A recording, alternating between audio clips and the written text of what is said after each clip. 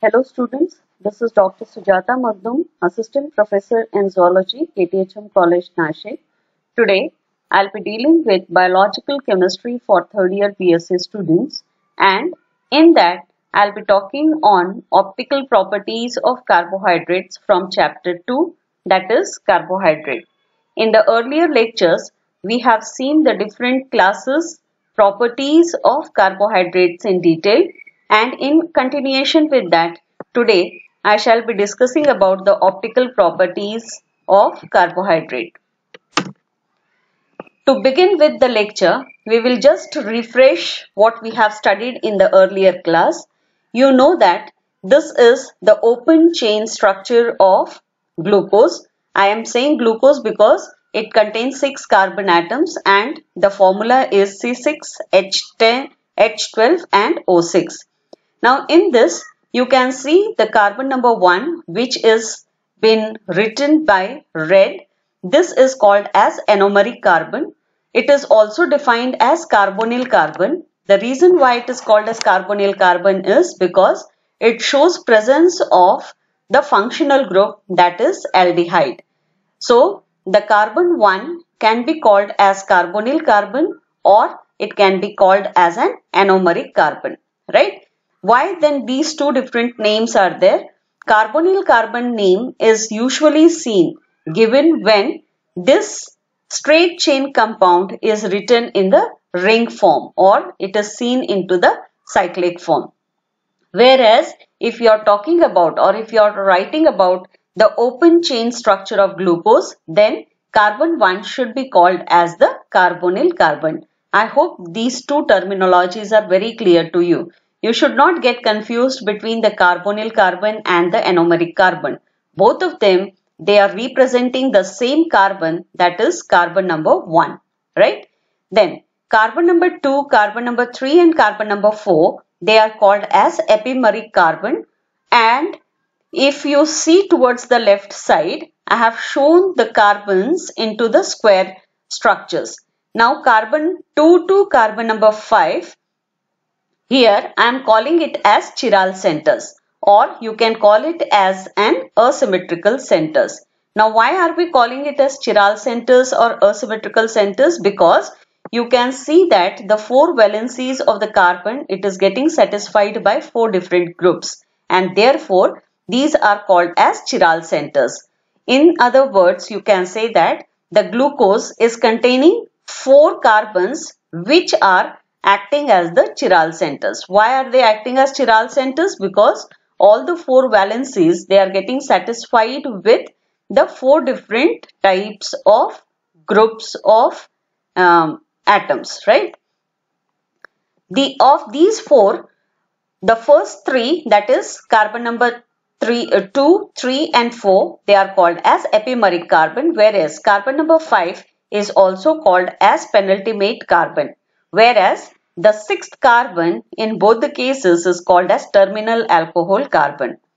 This open chain structure of glucose is also called as Fischer projection formula of glucose. Now, in the next, that is, why are we understanding the chiral centers of these glucose molecules or monosaccharides? You know that these chiral centers basically, they are responsible to give rise to the stereoisomerism in the molecule.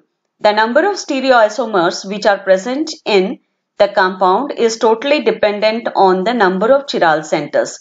Say for example, if I denote the chiral center as N and the number of chiral centers in the molecule is 1, then I can say the formula will be 2 raised to N. That means there will be presence of 2 stereoisomers in such cases. The example which is shown to you is of glyceraldehyde, wherein the carbon is seen attached with 4 different types of groups. Therefore, this central carbon, I can call it as a chiral center. Now, because in this glyceraldehyde, there is only one presence of single chiral center or there is presence of one single carbonyl carbon. Therefore, I can say that it will show presence of only one stereoisomer. If you consider the previous slide wherein I showed you the structure of glucose, there I said that the glucose is showing presence of, see here, there are 4 chiral centers. Obviously, if it shows 4 chiral centers, then the formula happens to be 2 raised to 4, and therefore the number of stereoisomers of glucose we can say is 16, because 2 raised to 4 gives you 16, right? The structural details of those 16 stereoisomers are not included here, but you have to remember that glucose shows 16 stereoisomers because it shows presence of 4 chiral centers.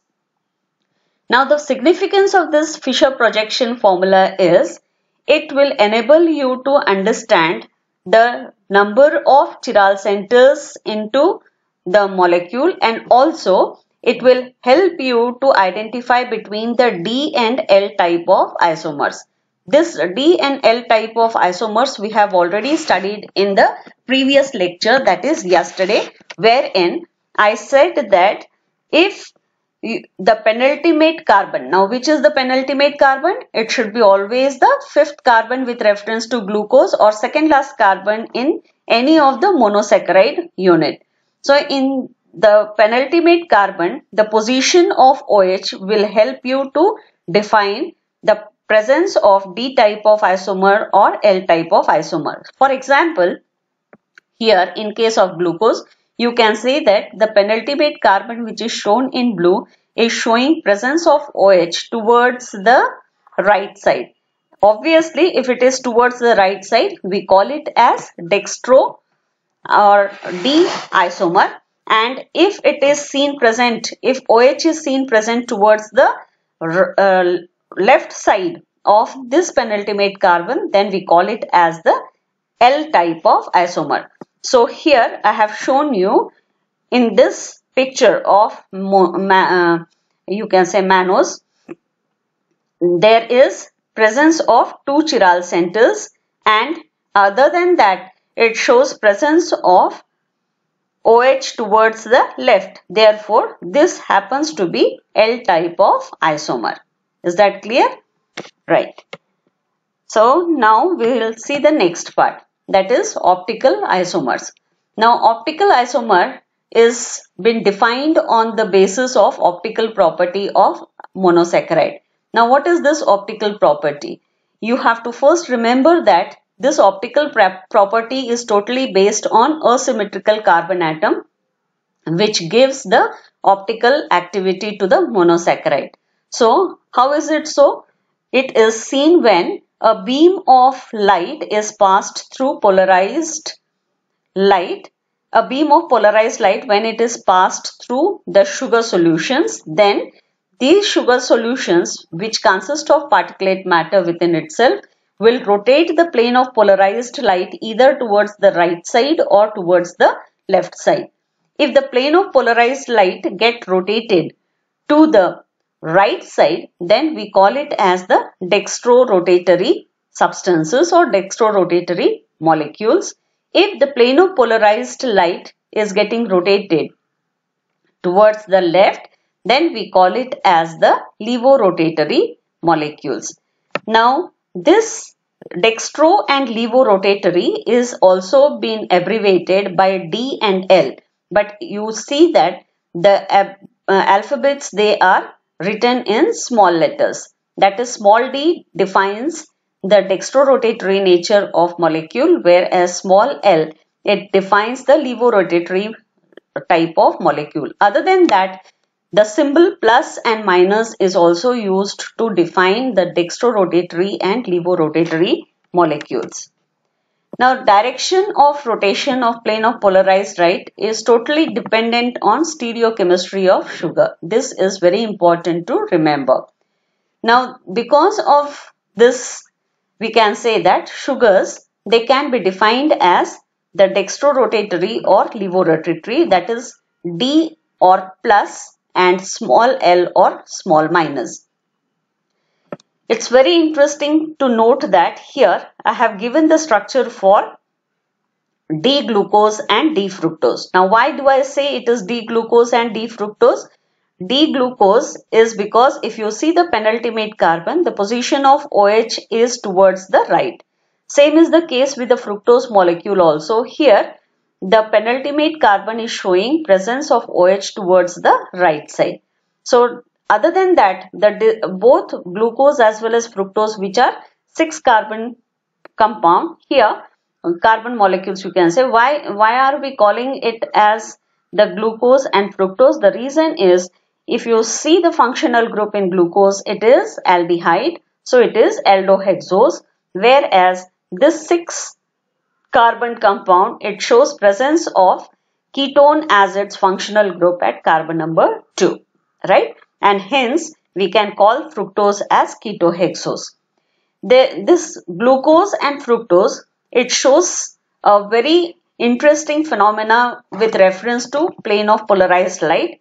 We can say that even though fructose, which is D-fructose, this is actually the levorotatory in nature. That means if I want to write, I can write it as small d and I can write it as minus.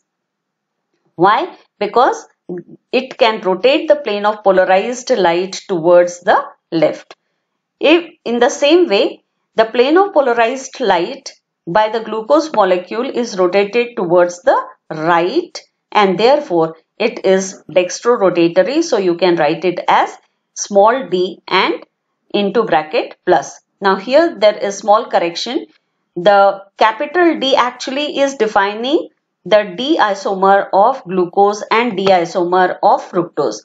So, if you want to write with reference to designating it with reference to the plane of polarized light, you can use the small alphabet, that is D, small d and small l. But to reduce the confusion, when I write capital D and into the bracket minus, it means that I am talking about the D isomer of fructose, which is actually levorotatory in nature, right? And same holds true for the glucose molecule. Plane of polarized light does not rotate to right or left if compound does not possess any asymmetry. That means it is very much essential that there should be presence of chiral centers. So carbon number 2 to carbon number 5, in both the cases, you can say these are the chiral centers which gives it asymmetry, and therefore the optical activity or plane of polarized light can help in rotating the molecule either towards the right or towards the left.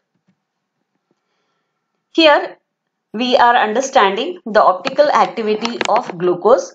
The specific rotation can be obtained by the formula wherein you can say it is defined as alpha to the 22D and is equal to 100D upon 1 into C, where alpha is actually defining the specific rotation and this 20 refers to the temperature, that is 20 degrees Celsius. C refers to the weight of glucose, and here actually this is not 1, it is L, that is the length of plane of polarized light.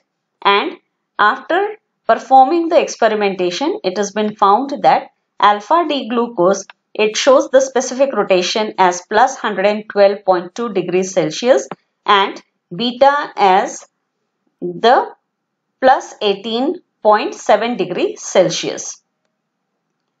Equal amount of dextro and levorotatory isomers, when they are mixed together, it gives rise to a mixture which is called as a raceme.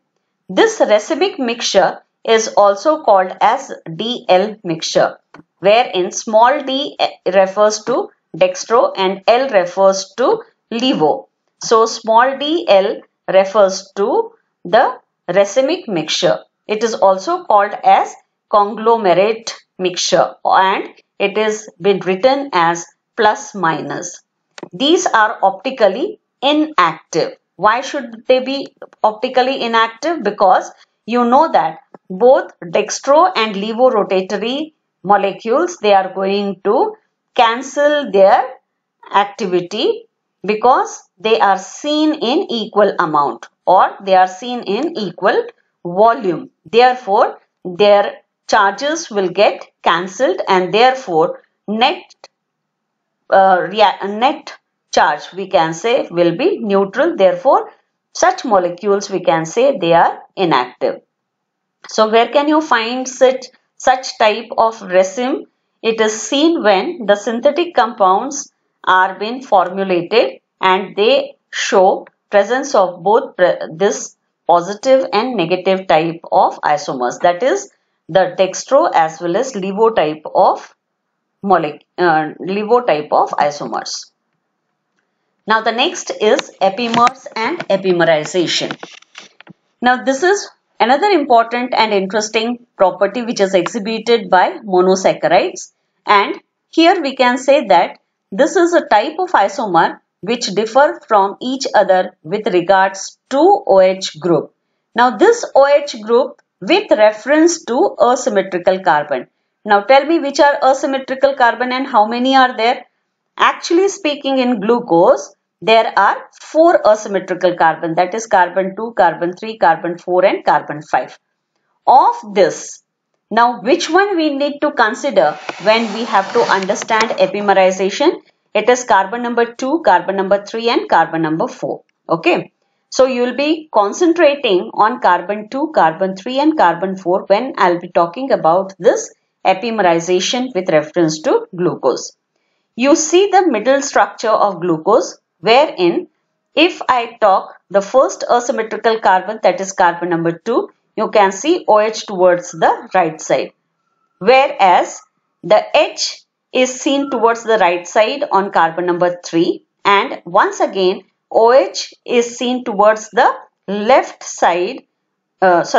side on to the carbon number 4. Right?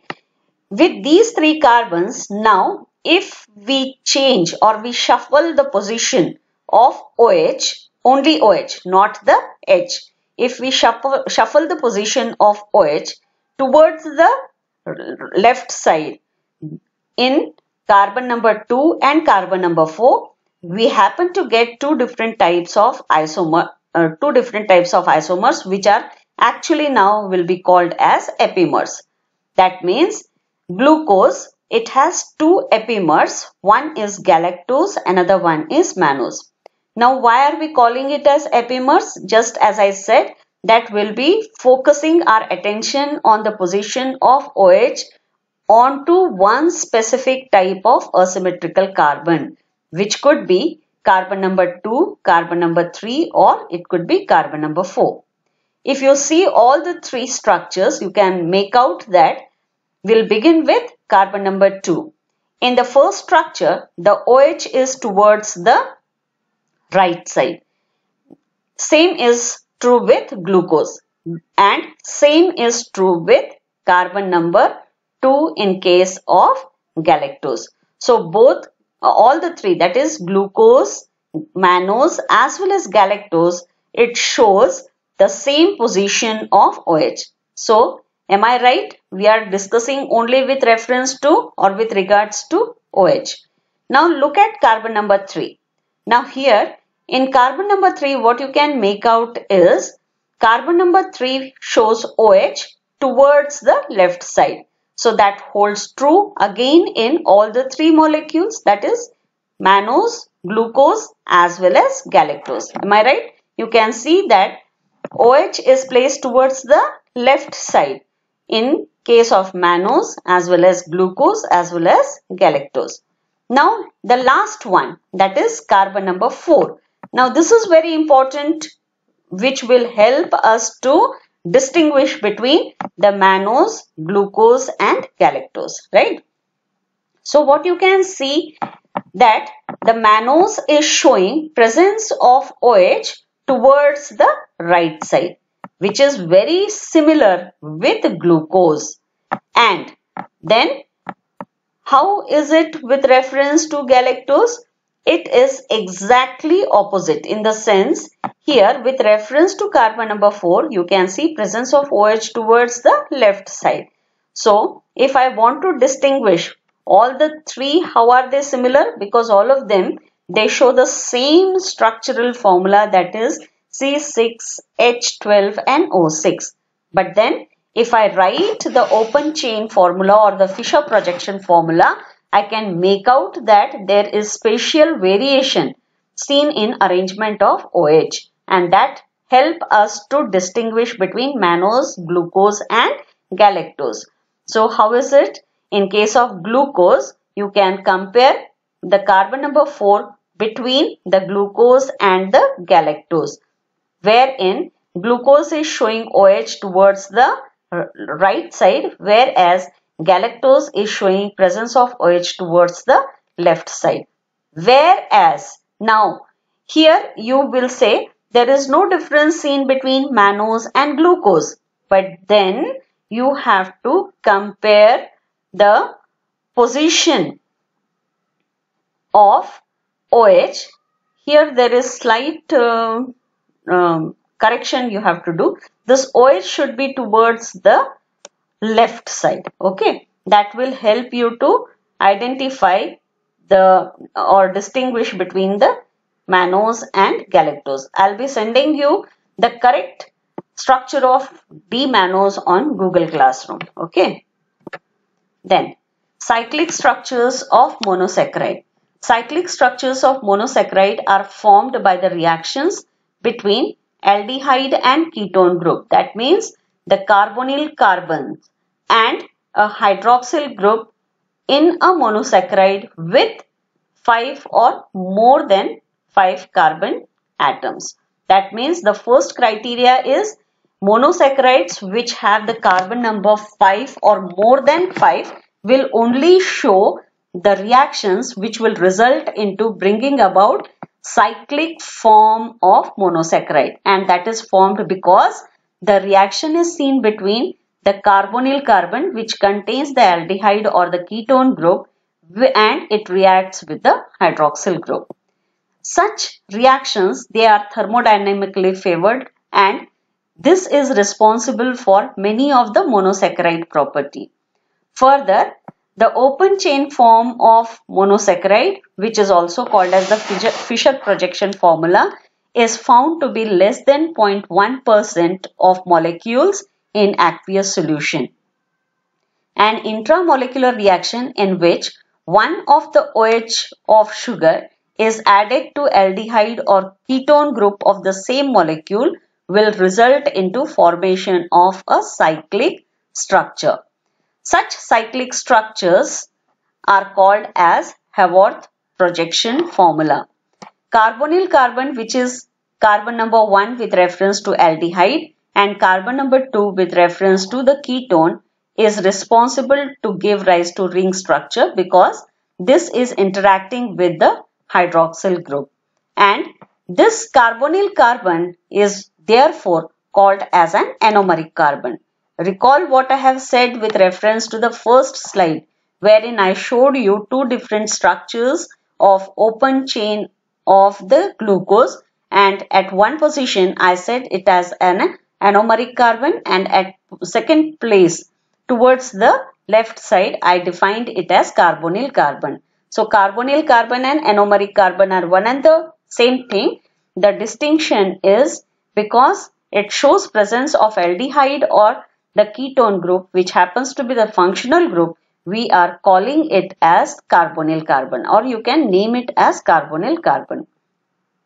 An anomer is one of the special pair of diastereomeric aldoses or ketoses which differ in configuration about the carbonyl carbon, that is carbon 1 for aldoses and carbon 2 for ketoses.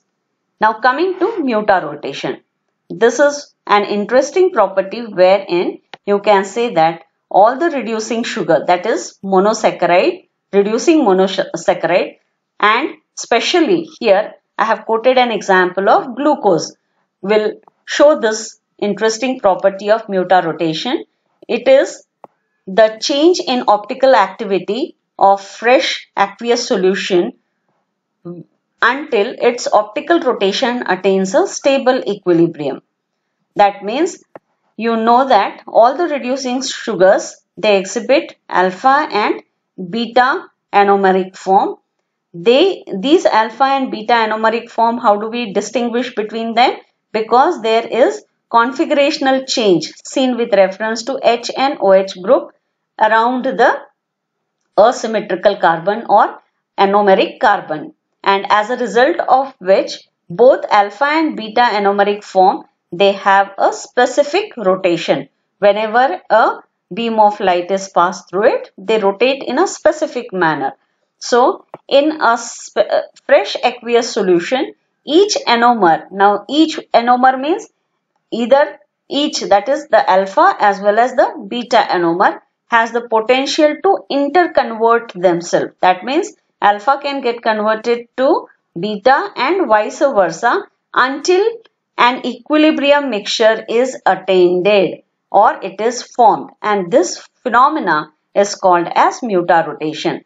It has been shown graphically over a period of time when the mixture is equal volume of both the alpha and beta anomers, they are mixed together, then they will attain the equilibrium position at 52.2 degrees.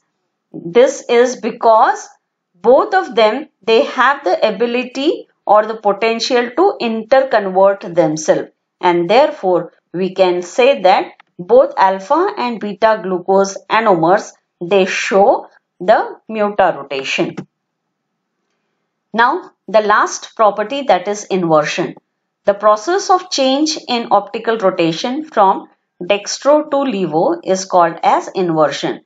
Example is sucrose, which has the specific rotation equal to 66.6 degrees, but if this pure glucose is hydrolyzed by any acid or an enzyme, then the plane of polarized light can be changing the path, and on hydrolysis by an acid and an enzyme, the mixture will be converted, or the mixture what we get into the solution is called as an invert sugar, and it gives the specific rotation which is equal to minus 20 degrees, and thus we can say this is called as an inversion.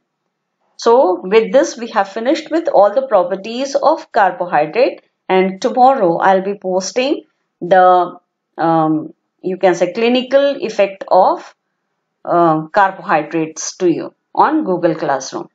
Thank you.